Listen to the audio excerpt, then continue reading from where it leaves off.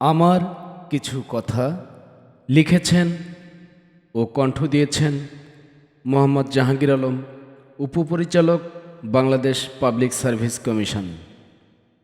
তিনি শহীদ জিয়াউর রহমানের একজন আদর্শের সৈনিক।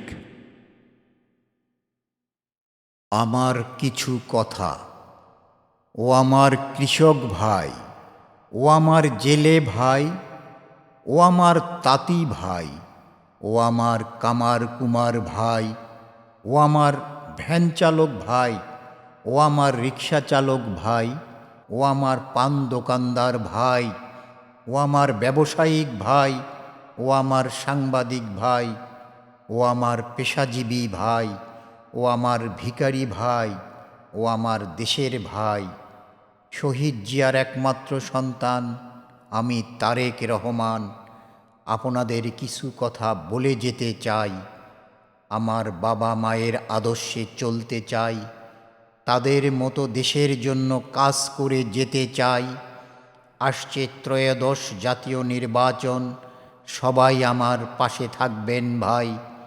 ধানের শীষে আপনাদের মহামূল্যবান ভোটটা চাই। আমার আর চাওয়া পাওয়ার কিছুই নাই। দেশের জন্য করব কাজ, দেশের মানুষের জন্য করব কাজ।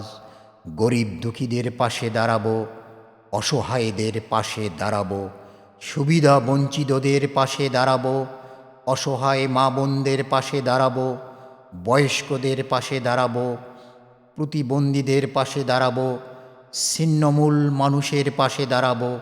এ আমার পণ। আমার কাজ হবে একটাই, আমার আগে আমরা, আমাদের আগে দেশ, ক্ষমতার আগে জনতা, সবার আগে বাংলাদেশ।